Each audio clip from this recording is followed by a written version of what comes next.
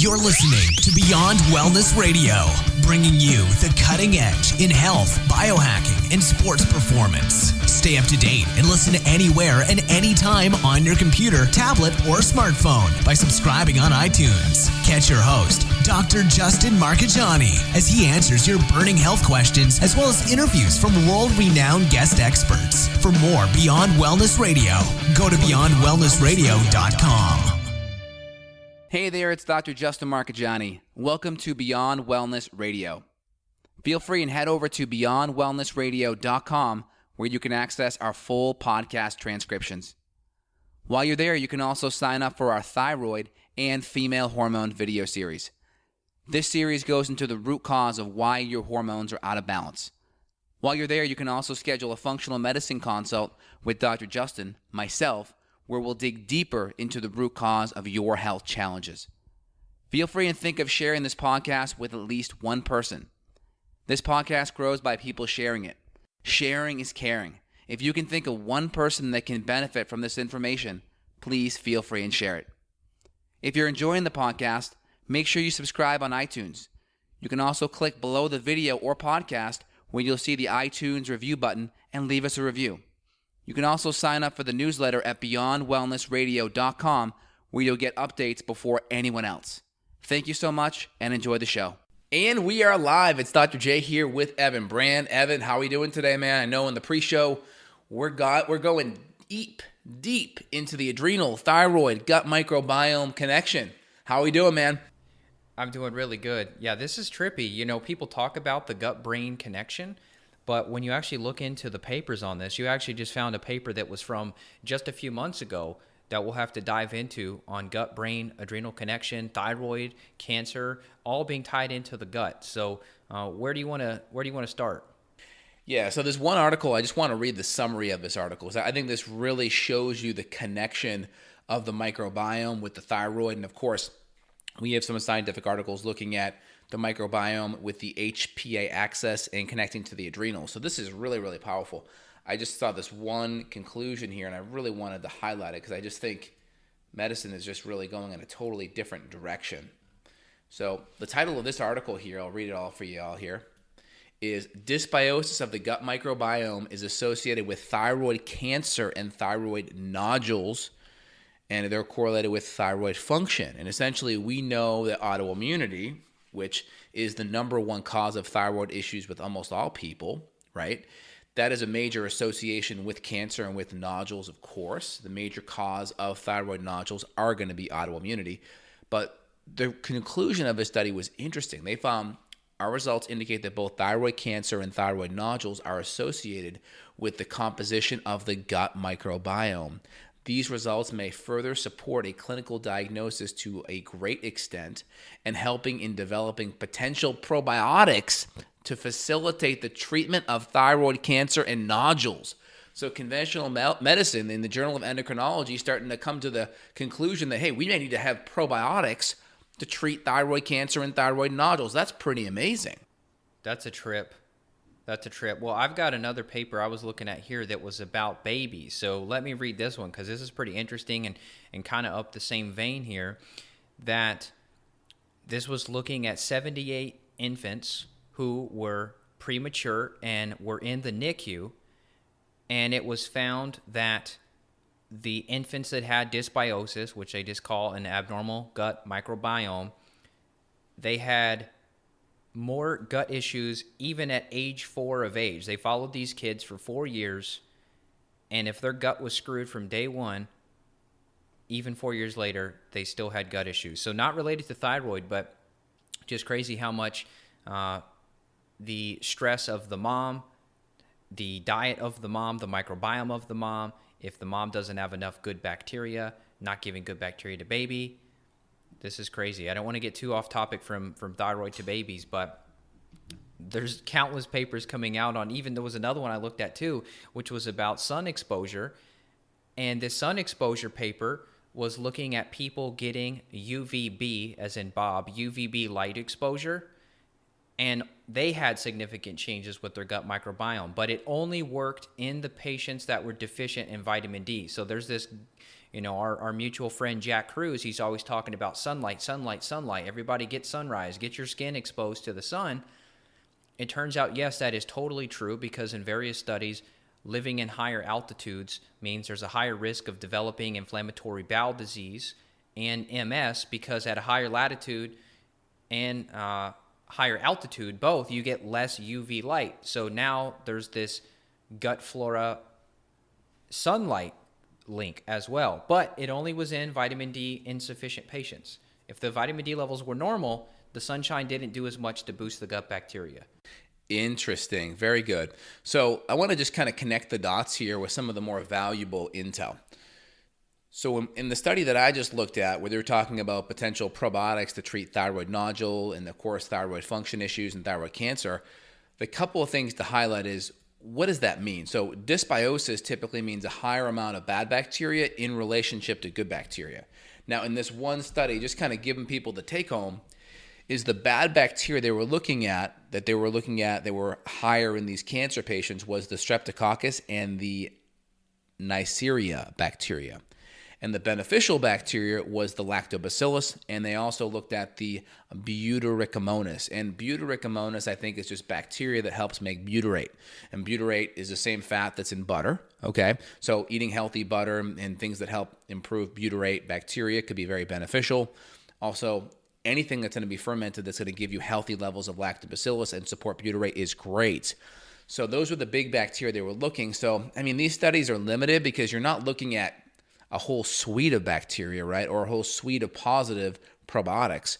So these studies are still a little bit myopic in their focus, but I think it still gives us a little bit of insight that probiotics, beneficial bacteria, are important, and some of the dysbiotic bacteria can have negative implications, even affecting your immune system and even cancer. So I think it's good to keep that in the back of our head. So when we're seeing patients, we're recommending comprehensive gut testing that's DNA-based, that's looking at all kinds of normal flora imbalances, dysbiotic balances. We're measuring it to, the umpteenth degree, because the DNA testing is about 2,000 to 3,000 times more sensitive than your typical stool testing. And then we're also looking at infections, because the bigger thing here, I think, is we could have an H. pylori issue or a fungal overgrowth, or we could have a major parasitic infection that could be throwing off the bacteria too. So sometimes the bacterial issue isn't necessarily the root cause.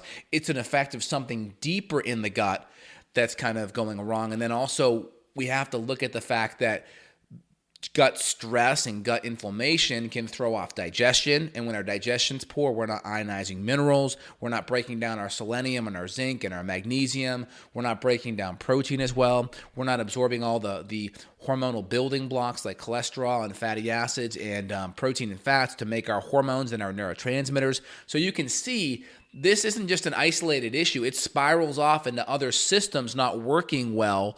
That's why you need someone with a clinical picture or clinical eye for this, like me and you, to dive in deep and kind of spiral off the intimate connections and how and why this is a big deal. Well, I love that this paper exists, because between you and I both, we've put a combined 15 plus years of education and content about gut and how important it is and how it affects every other body system. But you still have people that go to their conventional doctor and they'll say, hey, my guy I'm working with, Dr. Justin, told me that my gut is affecting the thyroid. And the endocrinologist says, no, it doesn't. No, your hormone levels are just low. We're going to bump up your Synthroid. We're going to give you extra T3 in supplemental form and blah, blah, blah. And they never bring up the gut. Well, now here's the proof in the pudding. Here's the paper that proves what we've been saying the whole time. So it's good. I didn't need the validation, but I guess for our ego's sake a little bit, when you get good results with people, and we've seen countless time and time again that the thyroid antibodies and Hashimoto's go down when we fix the gut. I've always loved seeing that, but now we have the proof to be able to show why this is working. 100%. And I saw a patient just from a few years back. Her antibodies were well over 2,000 regarding thyroglobulin, and they were around 30 now. So, I mean, you're looking at a 99% reduction with thyroid antibodies, and I've seen that quite frequently. And people listening, it may not be practical to get your antibodies down even below the reference range or even negative or to zero. That may not happen, but if we can have a 50 to 90% reduction regarding those antibodies, that's going to be huge. Let's move on. Let's go into this other paper that you had sent me. This was the one that was from Frontiers in Cellular and Infection Microbiology. This was a 2017 paper. It was called Microbiota Modulate Anxiety-Like Behavior and Endocrine Abnormalities in Hypothalamic Pituitary Adrenal Axis. Let's go into this because this is another freaking awesome paper that proves what we've seen with regarding mood and the whole adrenal connection tied into the gut. This is the one that's called Microbiota Modulate Anxiety-Like Behavior. And so I'm going to go into kind of the bottom section of this where it's showing all the pictures here about the connection between, you've got your cortico hormone, your ACTH, you've got the metabolic effect picture here. And what we're finding is the microbiome, the gut, your microbes, your intestinal microbes, they are changing this whole brain-gut axis activity, and all of your gut microbes are responsible for your dopamine, your GABA, you've got histamine, you've got acetylcholine, and regulating the function of the CNS, which is your central nervous system, and the stability of the HPA axis. This is the crazy part to me, this last part of the sentence, that the intestinal microbes regulate the stability of the HPA axis. Because when we talk about the kind of this brain-adrenal connection, we just talk about like adaptogenic herbs and, you know, meditate and deep breathing and extra ashwagandha and all that. And maybe you need some L-theanine, which is all cool. But if you're just doing that, you're missing the boat. You're missing the fact that the gut is going to overpower any effort on your brain. It's like, oh, I'm going to go do yoga to calm my nervous system. You can't if your gut microbes are screwed. Exactly. I want to highlight one sentence in this study conclusion. I think it's vitally important.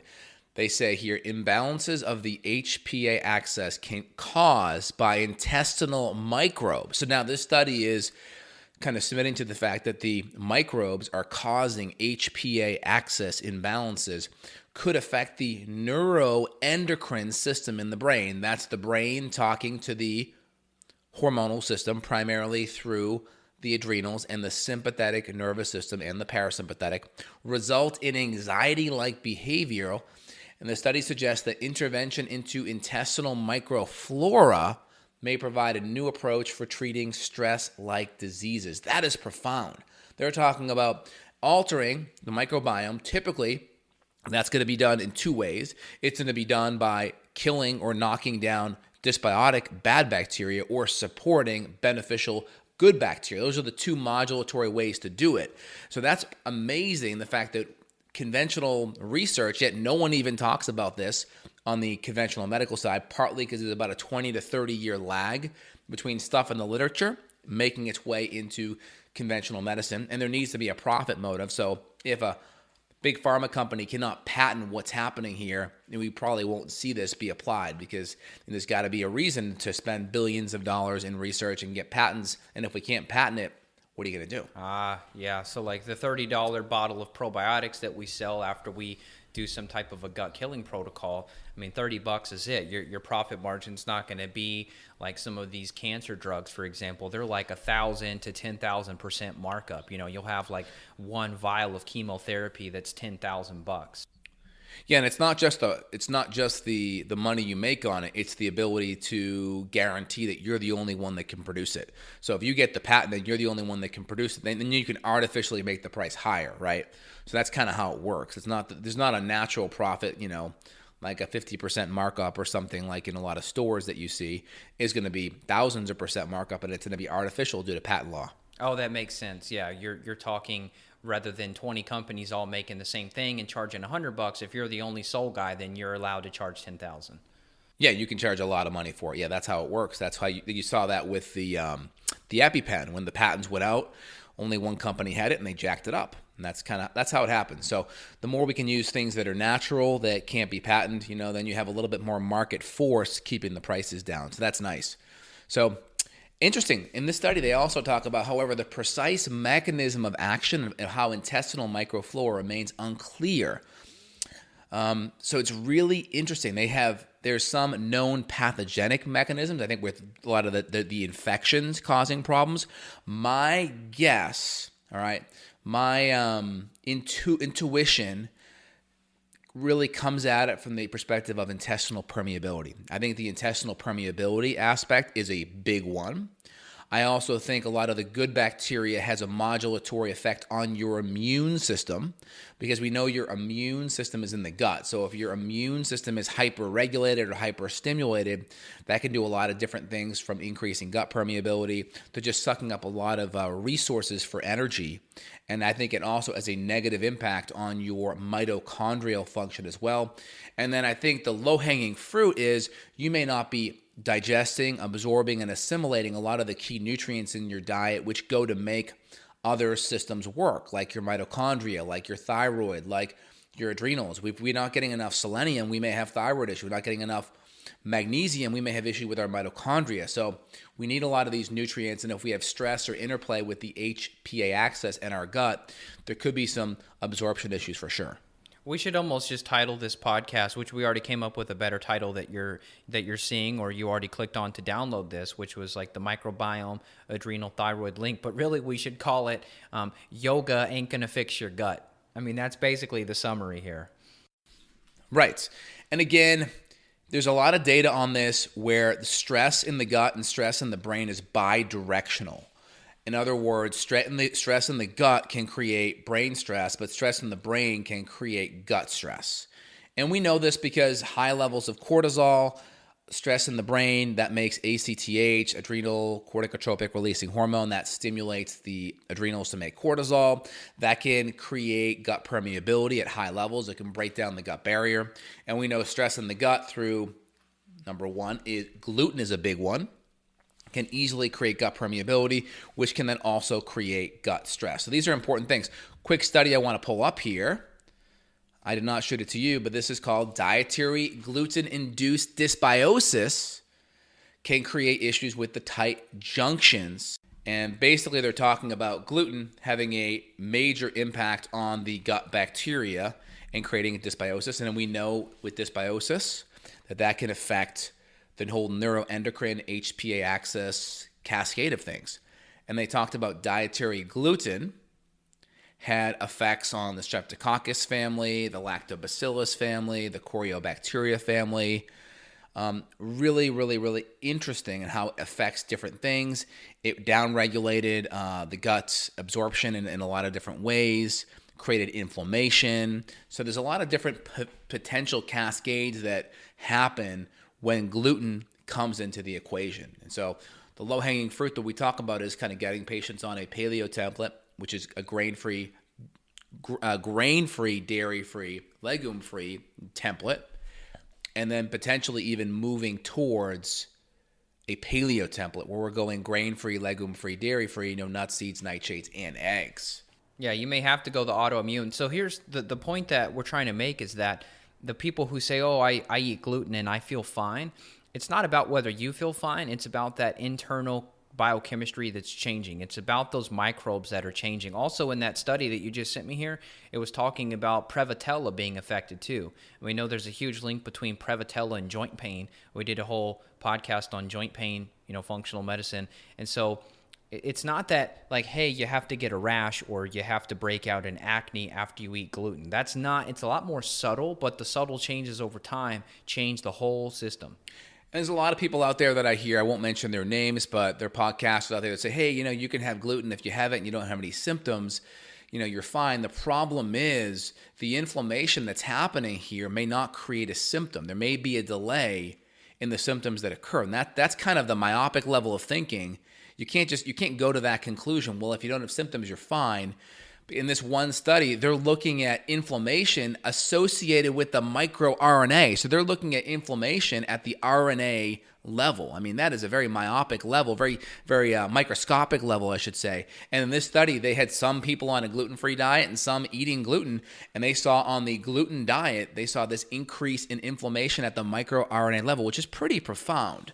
So it may take time to manifest into actual symptoms. And we know there's data on the fact that there are people that even if they aren't celiac or even really gluten sensitive symptomatically, they still saw permeability with their gut when exposed to gluten. So kind of my general recommendation is try to be grain-free all the time, especially if you have an autoimmune condition. And if you're going to cheat, try to choose a gluten-free cheat if you can. Now, if you don't have a known autoimmunity, then maybe you choose a little bit of gluten here or there, but be very careful with it. Try to do things like extra enzymes with DPP4, maybe some extra activated charcoal and glutathione to kind of deal with the stress and the inflammation associated with that. You can also add in some extra glutamine and things to help with the gut lining. So these are some ways that we can mitigate it. So I tier things, hey, known autoimmunity, no gluten ever, and if you're going to cheat, try to make sure it's gluten-free. If you're relatively healthy and no autoimmunity, then maybe you cheat a little bit with gluten, but try to make it a special occasion, holidays, birthday, etc., and then try to use things to blunt the negative consequences that may occur. People aren't even aware of that we have some little cheats in our pocket, especially that we'll give to people around the holiday season, different enzyme formulations that can actually sort of break up or reduce the effect of some of those food allergens, like your dairy, your corn, your egg, your soy. You can use enzymes to help break those apart, but we don't want people to get hooked on those or use that as a long-term solution, because then you're still cheating and it's not going to be reducing the impact 100%. It's just going to blunt it, as you said. Exactly. And one thing I wanted to highlight, I saw this article come across my desk too.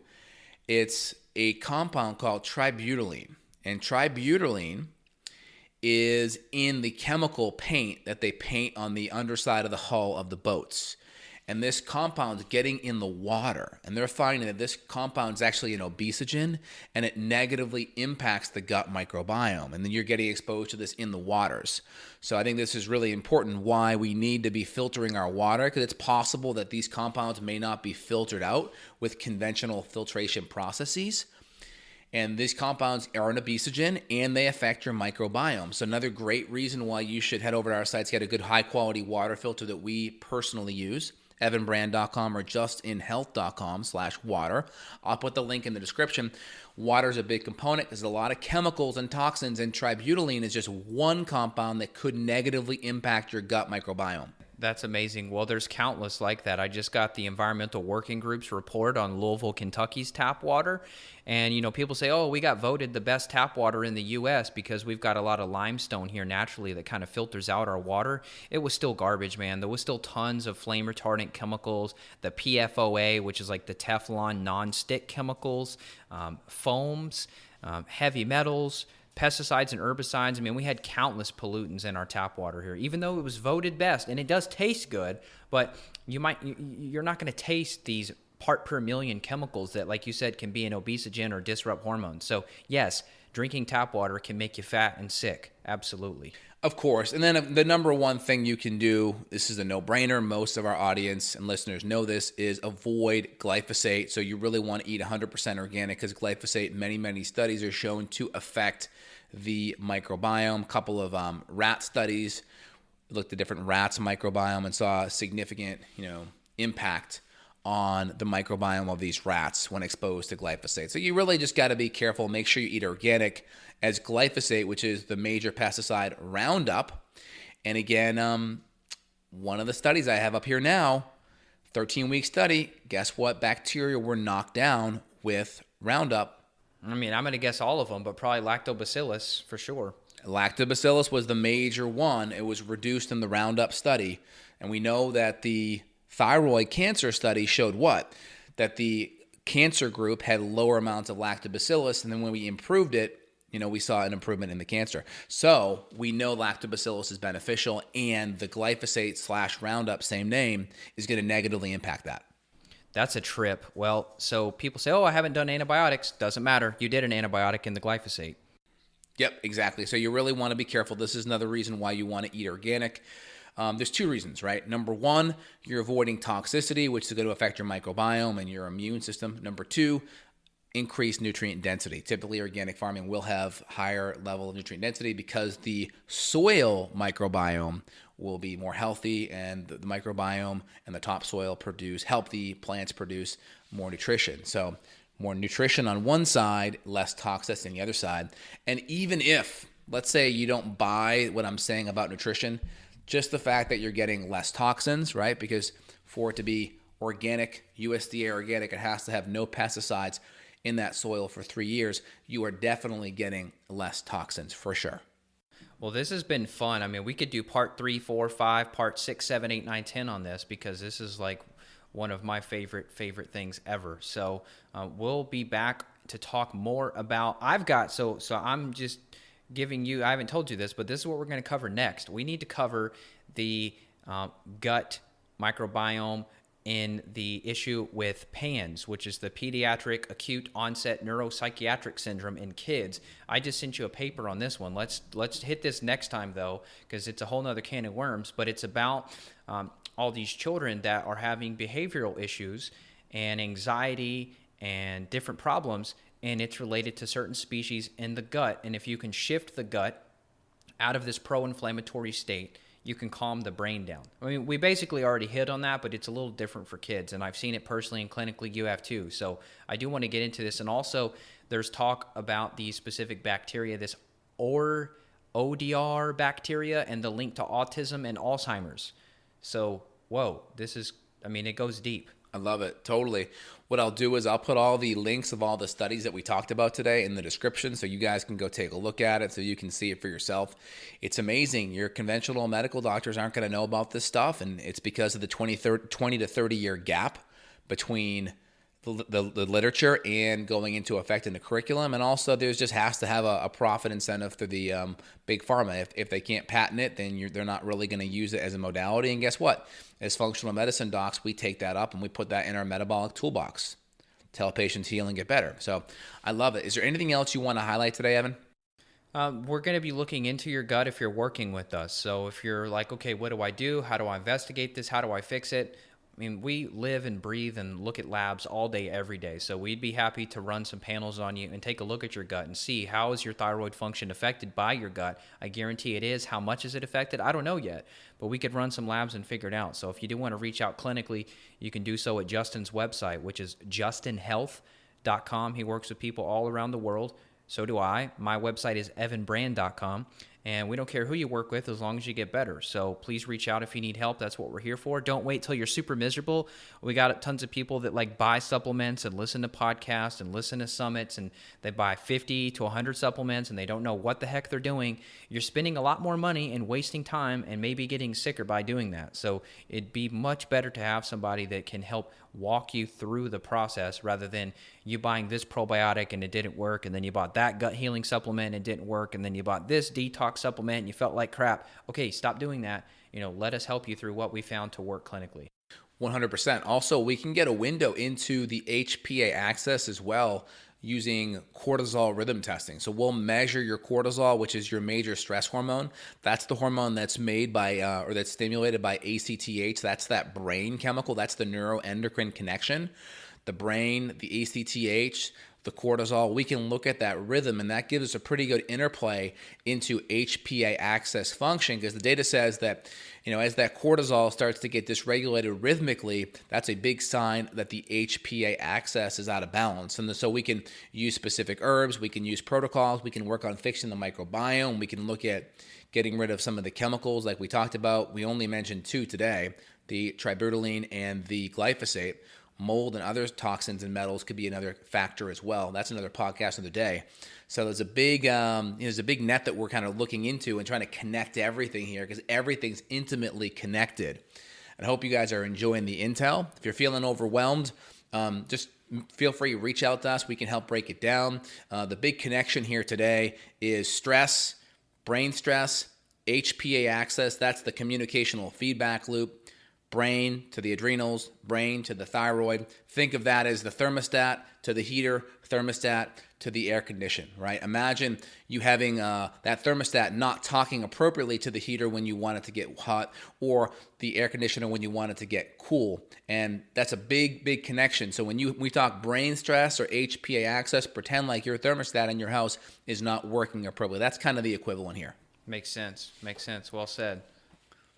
All right, well, if you guys enjoyed it, give us a thumbs up. Hit the bell as well so you subscribe.